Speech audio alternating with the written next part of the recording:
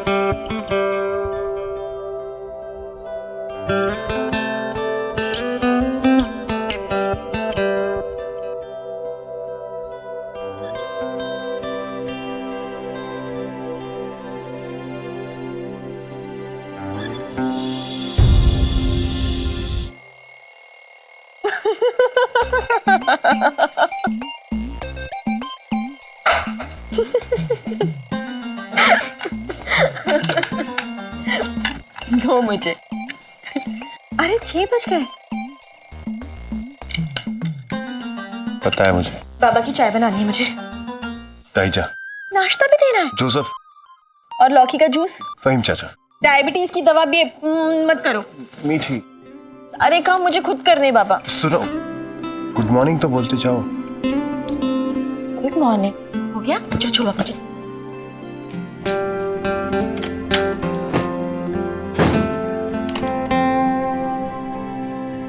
तुझे भी अभी बजना था ना।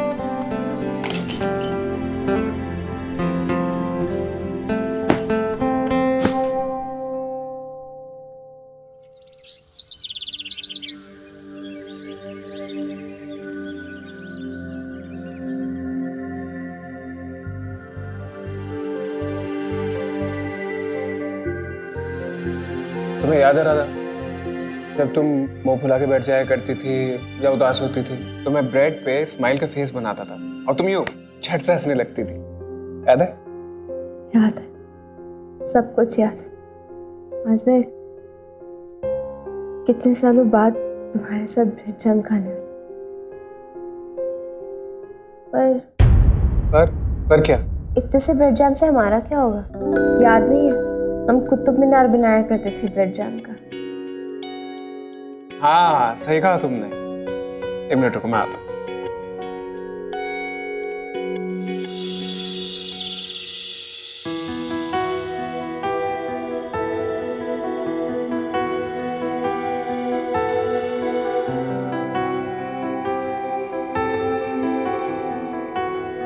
तुम कुछ बोल रहे हो पर मुझे याद है।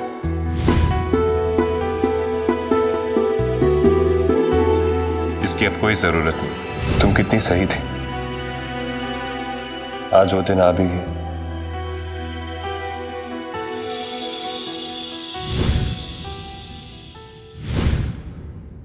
ये रहा तुम्हारा कुतुब मीनार।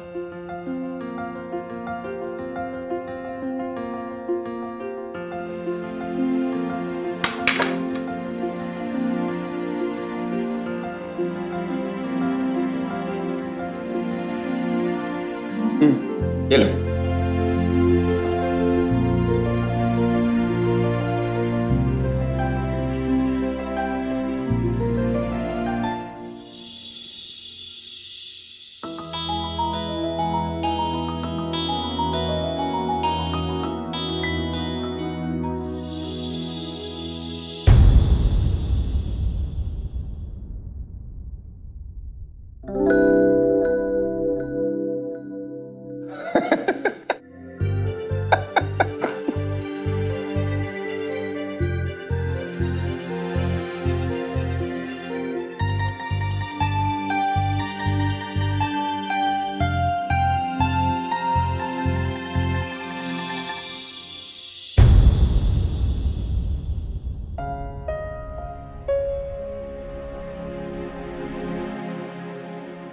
तो अगर मुझे अभी छोड़ के गई ना तो देख लेना फिर। और तुम भी अगर कभी मुझे छोड़ के गए ना तो मुझसे बुरा कोई नहीं होगा। ऐसे भी अब तुम्हारे सिवा मेरा कोई।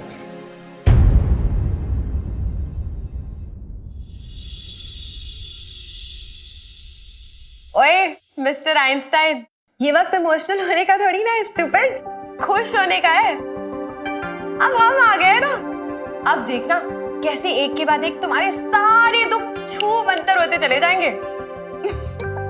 वैसे इस मल्टी स्टोरी का एक फ्लैट मुझे भी मिलेगा।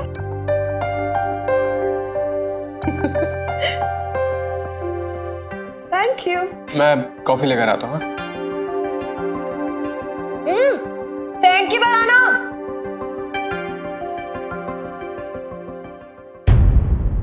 राधा, एक बात कहूँ, तुम ना सच में बहुत हिम्मत वाले हो। उस रात जो भी तुम्हारे साथ हुआ, अगर वो किसी और के साथ होता तो वो तो अपने आप को संभाल ही नहीं पाती। मैं खुद उस हादसे के बारे में सोचकर घबरा जाती हूँ, और तुम्हारे साथ जो हुआ वो तो हर एक पल में तुम्हारी आंखों के सामने आता होगा ना। वैसे हुआ क्या था उस रात को? नंदू,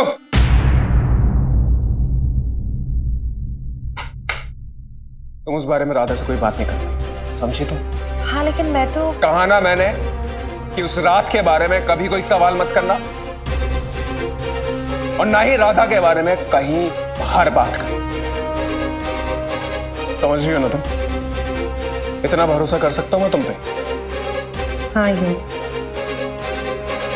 तुम मुझ पर भरोसा कर सकते हो, और तुम ये बात जानते हो। हाँ, जानता हूं। आखिर उस रात का राज कैसे पता लगाया जाए?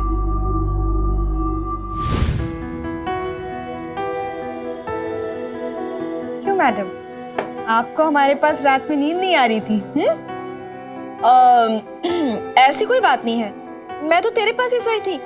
सुबह हो गई तो किचन में आ गई। अच्छा मैडम, झूठ बोले कौवा काटे, मैंने तुम्हें देखा था चुपचाप रात में जाते हुए। हेलो, ऐसी कोई बात नहीं, और वैसे भी मुझे पता है तेरी टांग खींचने की आदत है। वैसे मैडम, आप ये बताइए, आपके आदि जी के साथ आपकी बात कितनी आगे बढ़ी? बात पलटने नहीं दी जाएगी, और अगर तुम इतना पूछ ही रही हो तो मैं बताती हूँ। मेरे और आदि के बीच में अब चीजें सुधर रही हैं। बाबा और मैं पुलिस स्टेशन जा रहे हैं। इतने सवेरे सवेरे नाश्ता तो करते जाइए। दरअसल कल रिपोर्ट करने कहा था डीआईजी ने, लेकिन बाबा ने किसी तरह रिक्वेस्ट करके आज का टाइम लिया, ये वादा करके कि सुबह सुबह पहुंच जाएंगे। चिंता मत करो बेटा, हम भी तो साथ में जा रहे हैं ना। और बेटा, आपके पति को सही सलामत वापस लाने की जिम्मेदारी हमारी है। भगवान आपके सारे काम बिल्कुल ठीक करते। Good luck. चले बेटा।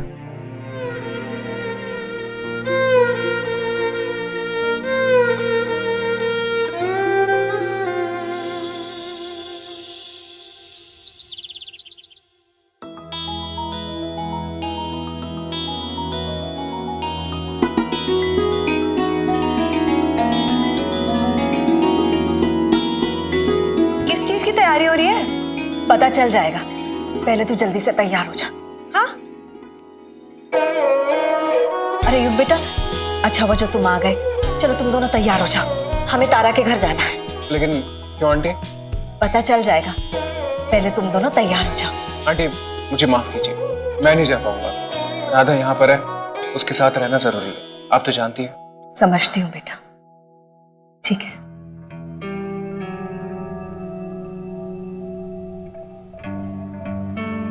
और तू जा बेटा, जल्दी से तैयार हो जा, या तुझे भी यहीं रुकना है?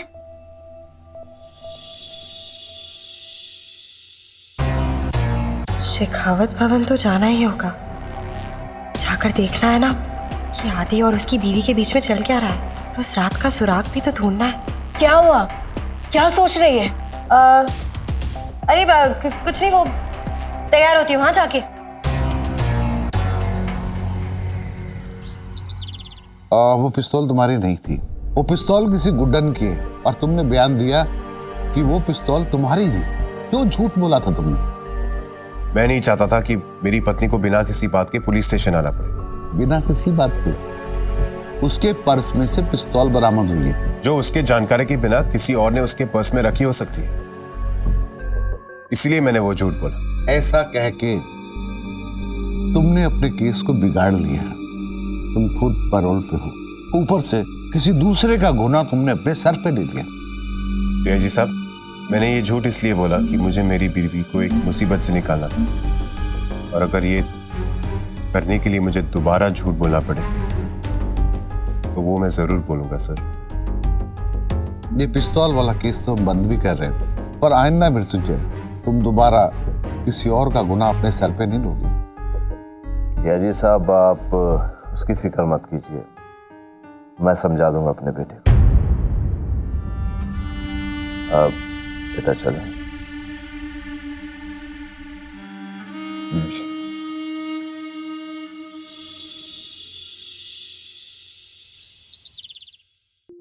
मीठी, मीठी, मीठी। आदि, तारा, आज तुम्हारे वजह से मुझे ये दिन देखने को मिला है। आदि तो पहले भी आवाज लगाते थे, लेकिन अब उनका मीठी बोलने का सुर मीठा हो गया। इसी बात पे फटाफट जा, तेरे लिए कोई बढ़िया सी गिफ्ट लेकर आए होंगे। जा जा जा। मीठी, ग्रेट न्यूज, मुझे एयरलाइन की तरफ से एक बहुत बढ़िया ऑफर मिला है और मैं 1 हफ्ते के लिए यूरोप टूर पे जा रहा हूँ। अकेले?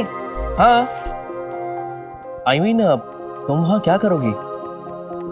नए लोग, नई दुनिया, नई बोली, और फिर मुझे तो फ्रेंच आती है ना, फिर तुम बोर हो जाओगी। मीठी, एक काम करो, तुम एक कप बढ़िया सी चाय ले आओ। थैंक्स।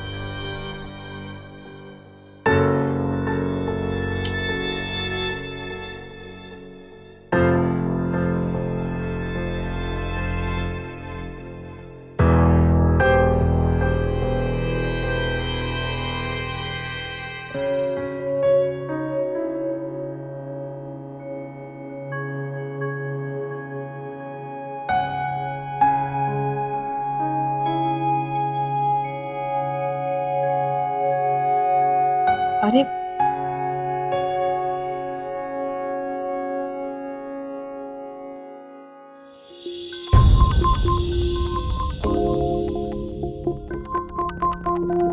ये फ्लावर्स ये किसने रखे हैं?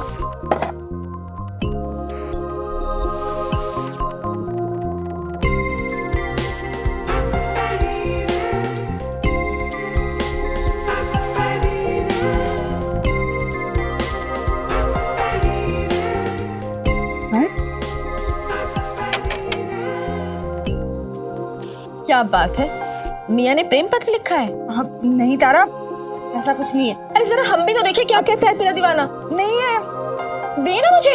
नहीं, मैं नहीं दूंगी। जा, मुझे पढ़ना ही नहीं है तेरा प्रेम पत्र। अरे तारा, मुझे पढ़ने तो दे। तारा, हाँ बाबा, तेरा प्रेम पत्र मुझे। रुक जा प्लीज, ये देना पढ़ने को। ये क्या होता है? प्लीज एक बार पढ़ने तो दे, पहले मैं पढ़ूंगी। प्लीज प्लीज दिखाना। अच्छा बाबा, ये ले। पर जोर से पढ़कर सुनाना होगा। ओके। अगर इजाजत हो तो मैं अपनी बीवी को एक बढ़िया से कैंडल लाइट डिनर पे ले जाना चाहता हूँ। तुम्हारा आदि। तारा, पहले फ्लावर्स, कार्ड, अब candle light dinner. Oh my God, wow. अब बता, तुझे अभी भी यही लगता है कि तेरे और आदि जी के बीच में दूरियां हैं? नहीं तारा, मैं गलत सोच रही थी। आदि सच में प्यार करते हैं मुझसे, और मैं अपने डर की वजह से उन्हें गलत समझ रही थी। उनके और मेरे बीच में कोई नहीं आ सकता, और अब हम दोनों के बीच की सारी दूरियां खत्म, और इसका सारा क्रेडिट तुमको जाता है। Thank you so much. Thank you thank you thank you.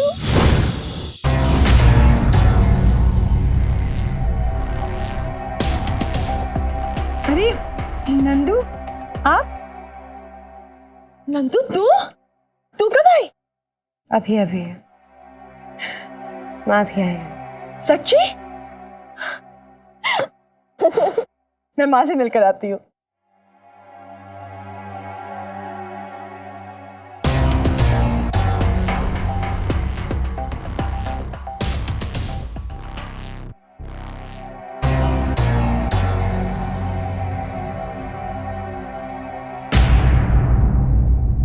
ये सबकी क्या जरूरत थी बहन जी?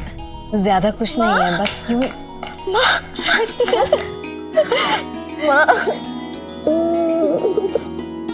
कैसी है तू?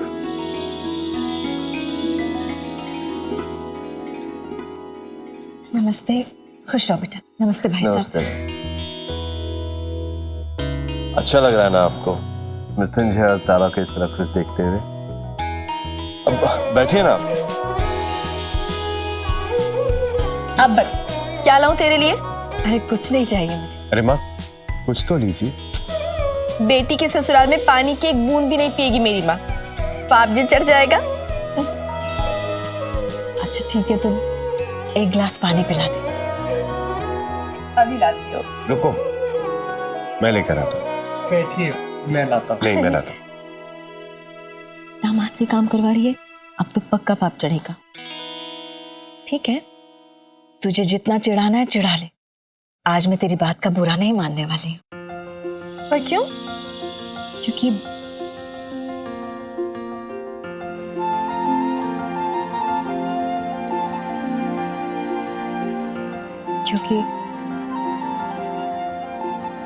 आज मैं एक विनती करने आई हूँ। बहन जी आप विनती मत कीजिए, आप तो बस हुक्म कीजिए। जी, सबसे पहले तो मुझे मृत्युंजय बेटे से माफी मांगनी है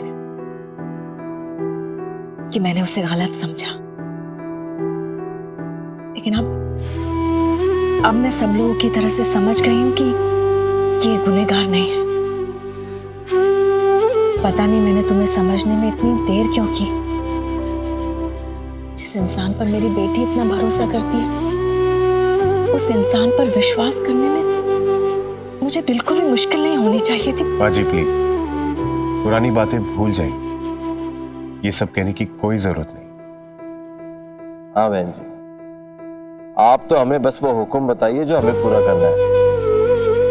आपने हमें इतनी प्यारी बेटी दी है, आपका कहा तो सर आंखों पर है। एक माँ का सपना होता है कि वो अपनी बेटी को अपनी आंखों से दुल्हन बना देखे, उसे फेरे लेते देखे, उसकी मांग में सिंदूर सजते हुए देखे। मेरी बेटी तारा के साथ ये सब कुछ हुआ, लेकिन उसकी माँ ही उसके साथ नहीं थी। ऐसा मैं ये चाहती हूँ कि मेरी तारा की शादी मेरी आंखों के सामने हो, पूरे रीत रिवाज के साथ। पहले हालात कुछ और थे, लेकिन अब जबकि सब कुछ ठीक है तो मैं ये चाहती हूँ कि तारा और मृत्युंजय की शादी पूरे रिवाजों के साथ पूरे समाज के सामने हो।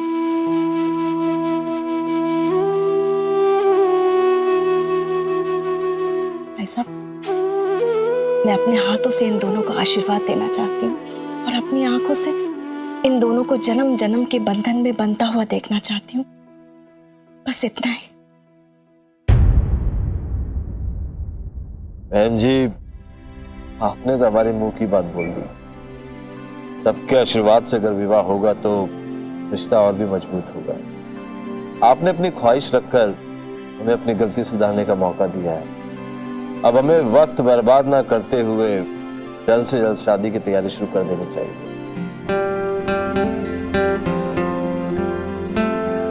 आपका बहुत बहुत धन्यवाद भाई साहब।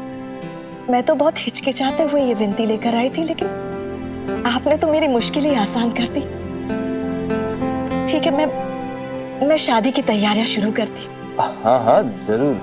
एक बार मृत्युंजय बेटे से भी पूछ लेते हैं कि उसकी मर्जी क्या है। बेटा, तुम्हें ठीक तो लग रहा है ना? बेटा, आपको कोई एतराज है?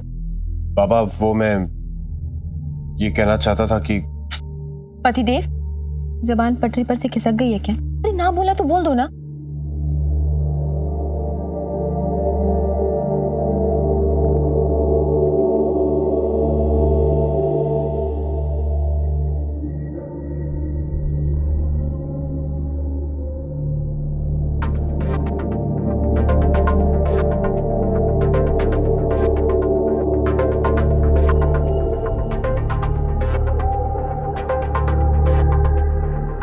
ना। क्या?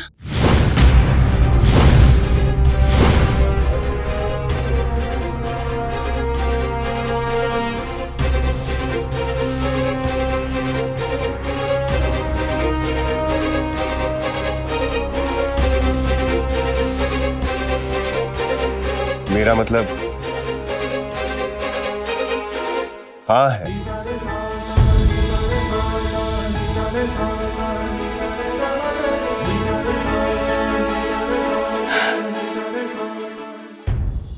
हाय अल्लाह। भाई दूसरी शादी की बात सुन के तो तारा भाभी भी इतना नहीं शर्माई जितना आप शर्मा रहे।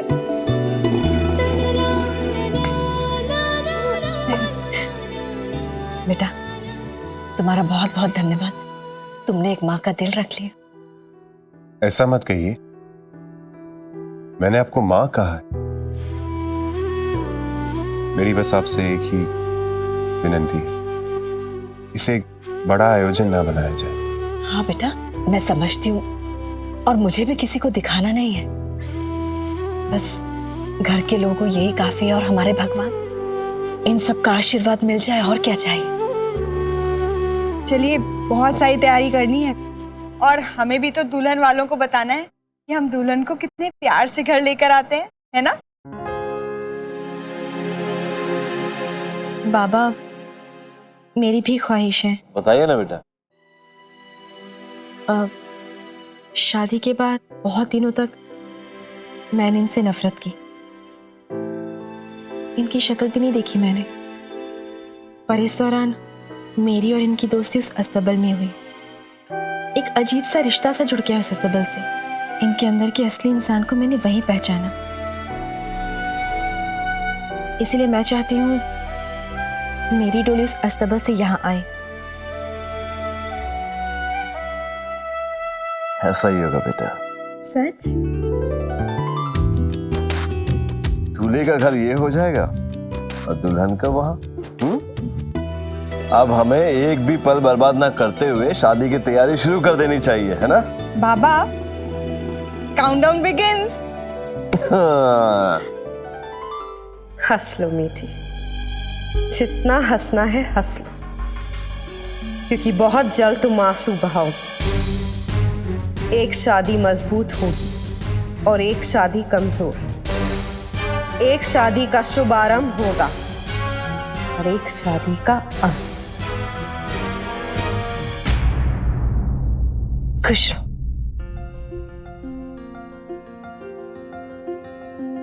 पापा, अरे अरे,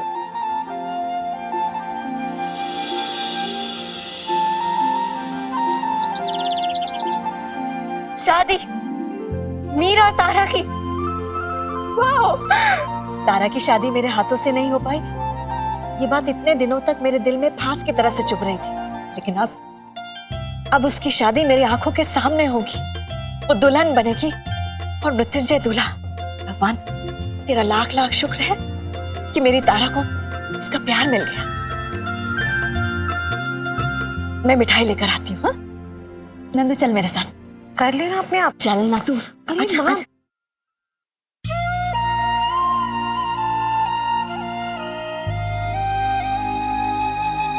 मीर को दूल्हा बनते हुए देखने का सपना तो मेरा भी था, और अब जब वो घड़ी आ गई है तो। राधा,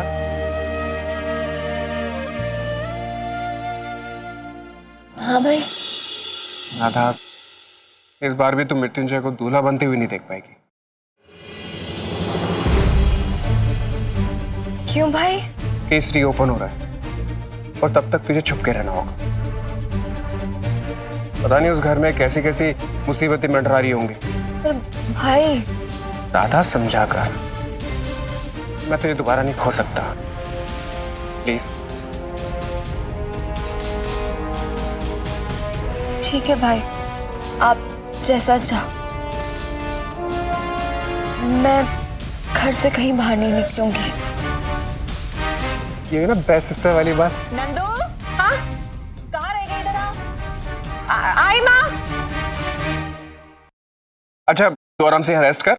नंदू और मैं तेरे लिए जाकर के बहुत अच्छे कपड़े लेकर आते हैं ना। हुलिया तो सुधार, कैसे तू झल्ली जैसी बनी हुई है पगली। ये लो भाई, मुंह मीठा करो। ये लो बेटा। अरे, मेरी पगली तारा ने शर्त रखी है कि उसकी शादी मृत्युंजय के अस्तबल में होगी और वो जो सब सामान है ना वो सब लेके जाना है वहां पे। अरे सोचो जरा, अब उसका मायका उसके ससुराल के पीछे होगा। आई एम सॉरी आंटी, मैं तो नहीं जा पाऊंगा कि राधा यहाँ पे, आप तो जानती हैं। अरे क्यों भाई, बल्कि तुम्हारा शादी में जाना तो सबसे ज्यादा जरूरी है। अगर तुम वहां नहीं जाओगे तो मुझे एक एक पल की खबर कौन देगा? चिंता मत करो, मैं अपना ख्याल रख सकती हूँ। युग सुन बेटा,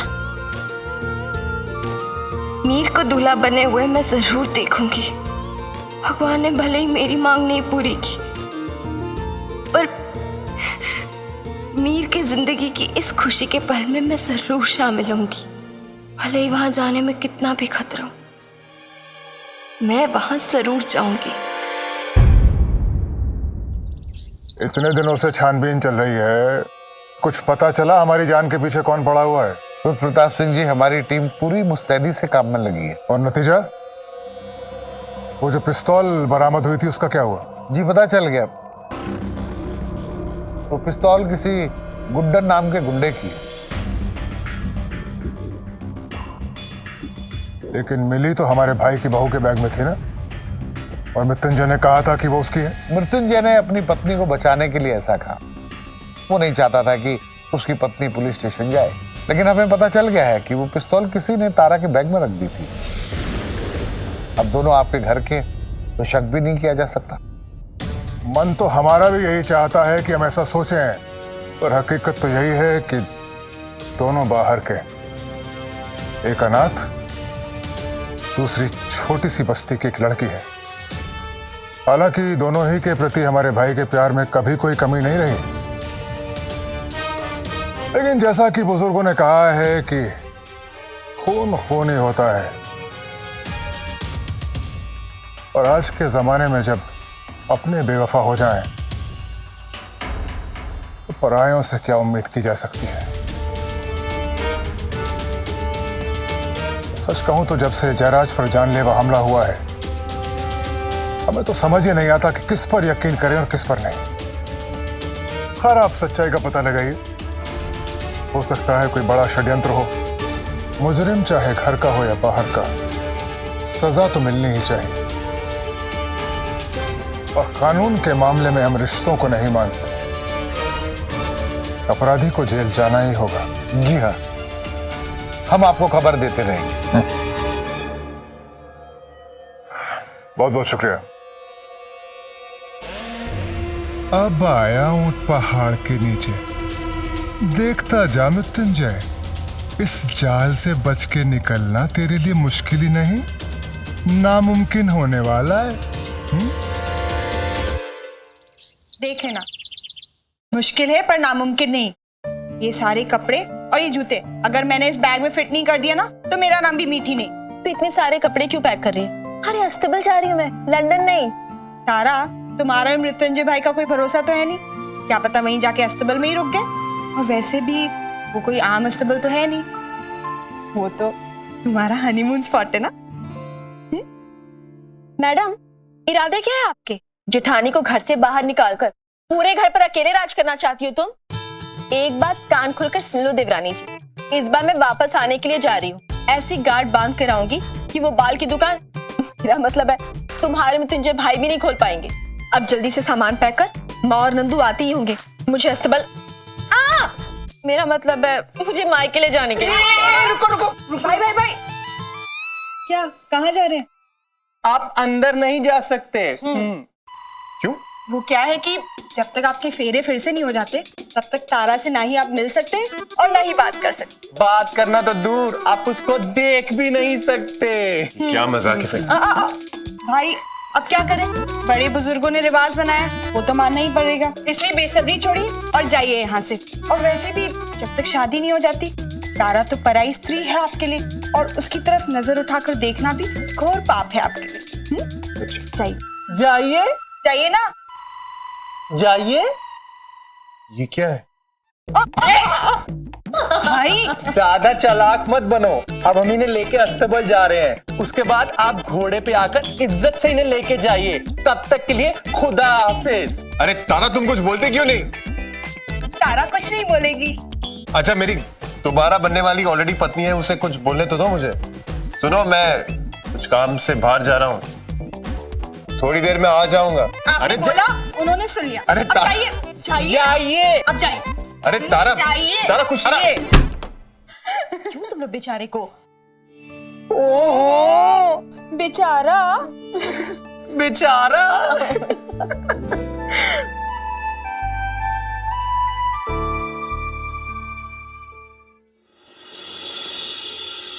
What? वो मृत्युंजय तारा की एक बार फिर से शादी करवाना चाहती है। For God's sake, हमें मिडिल क्लास लोगों की ना मैरिज वगैरह के फंक्शन को लेके फिक्सेशन समझ में नहीं आती। अब एक और तमाशा होगा इस घर में।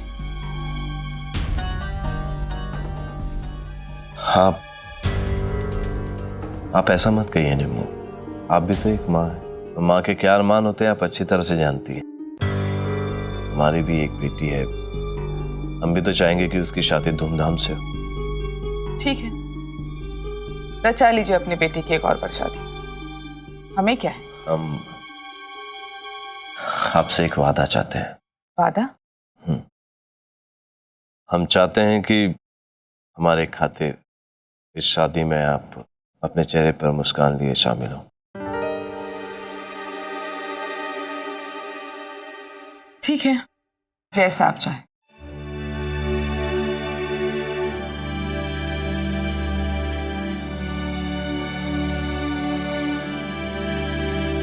खुशियों ने एक बार फिर से हमारे बेटे की जिंदगी में दस्तक दे दी। एक काम हमें भी करना है, राधा मर्डर केस को रीओपन करवाना है। वकील साहब से बात करता हूं।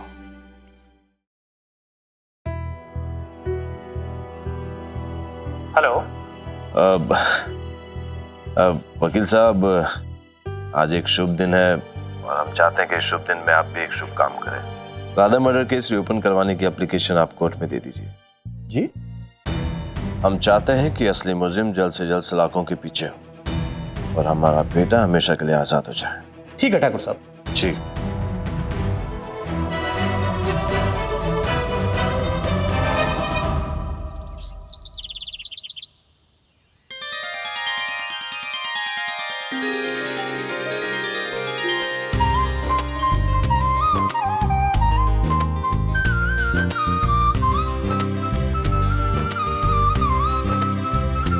अरे वहां कहाँ बैठ रही है? वो मारिया के बैठने की जगह है।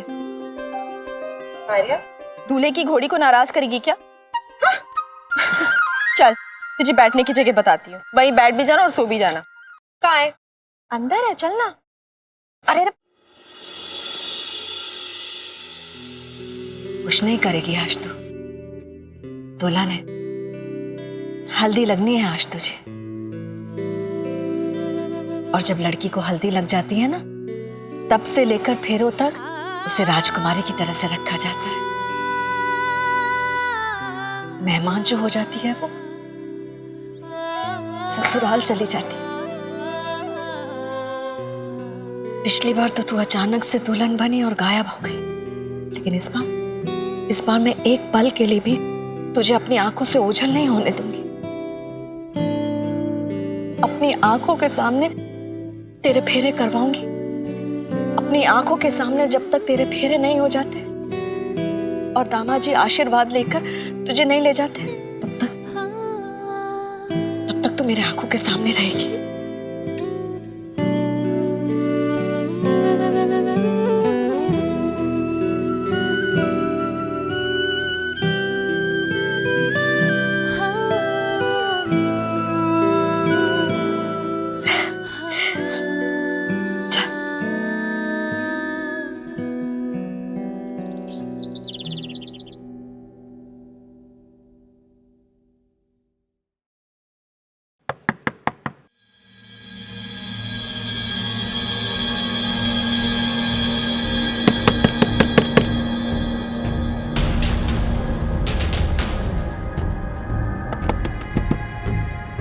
दादू,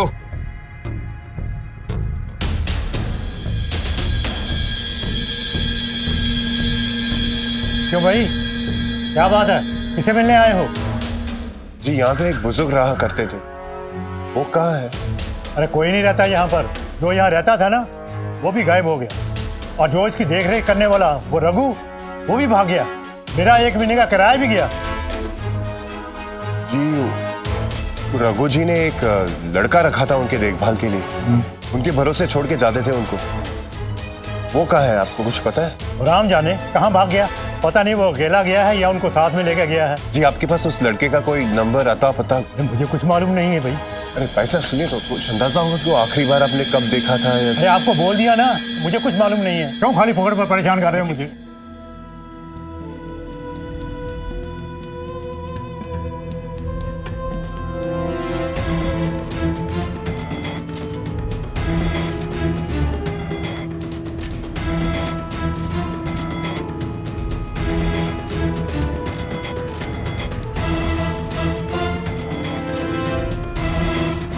दादू कहाँ होंगे? सड़कों पर अकेले निकल गए होंगे तो कहाँ ढूंढूं इन्हें? मुझे पहले उनको ढूंढना होगा। शादी बाद में भी हो सकती है, शादी रुकवानी होगी मुझे।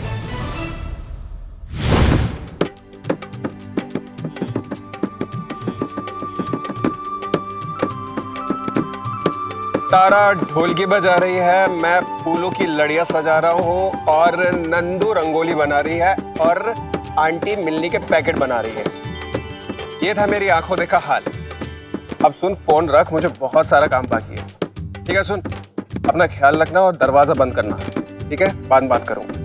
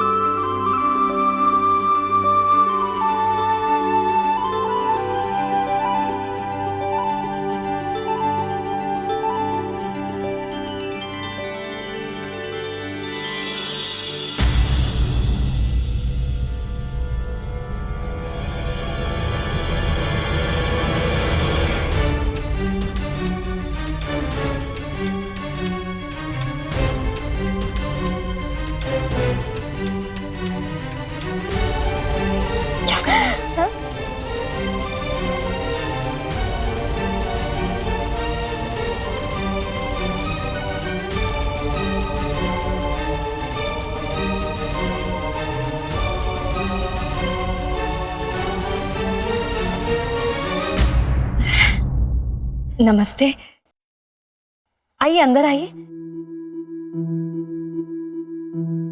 नंदू जा जाके पानी लेके आ। नहीं, उसकी कोई जरूरत नहीं है। हम यहाँ पे शगुन लेकर आए थे और हल्दी का निमंत्रण देने भी। आप सबको आना है। जी हम जरूर आएंगे। सासू माँ, मुझे भी आना होगा क्या? तुम तो इतनी समझदार हो, इतना भी नहीं जानती कि लड़की ससुराल में सिर्फ मायके से विदा होकर आती है। जब तक फेरे नहीं हो जाते तुम उस घर में नहीं आओगी। मॉम मॉम क्या हुआ? मॉम, वो डैड घर पे।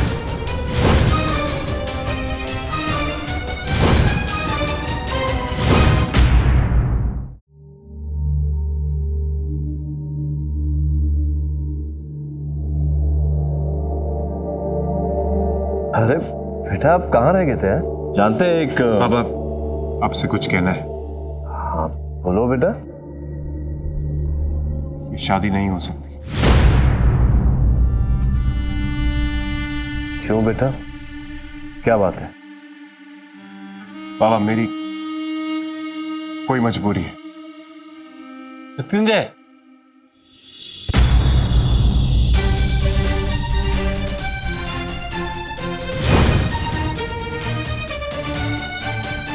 दादू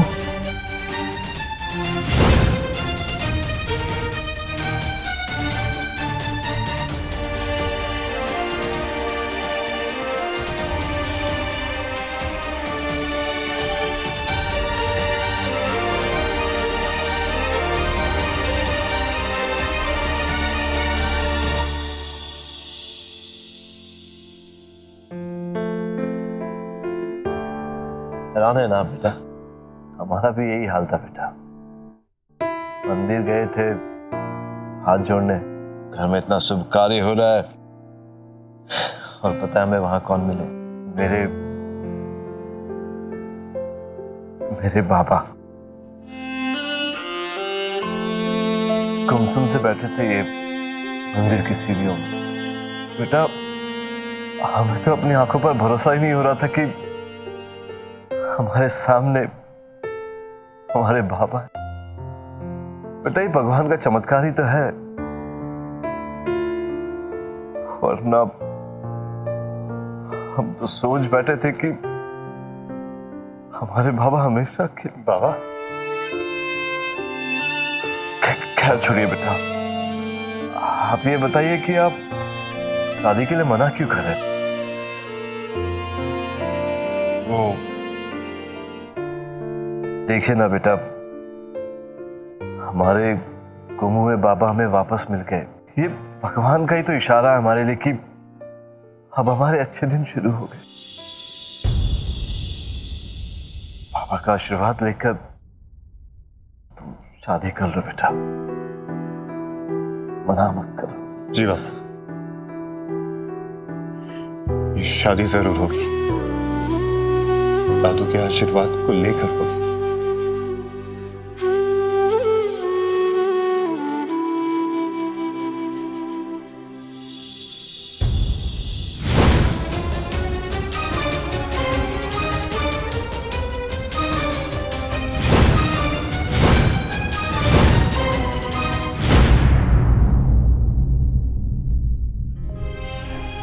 दादू, दादू,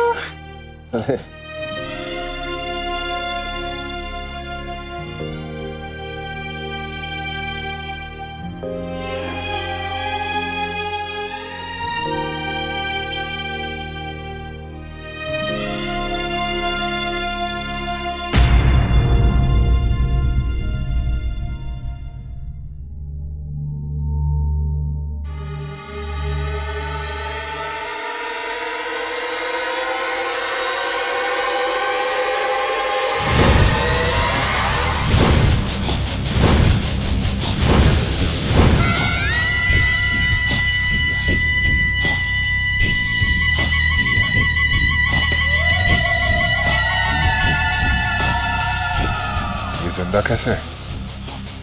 अगर इस पुट्ठे ने कुछ बोल दिया तो सारा खेल मिट्टी में मिल जाएगा।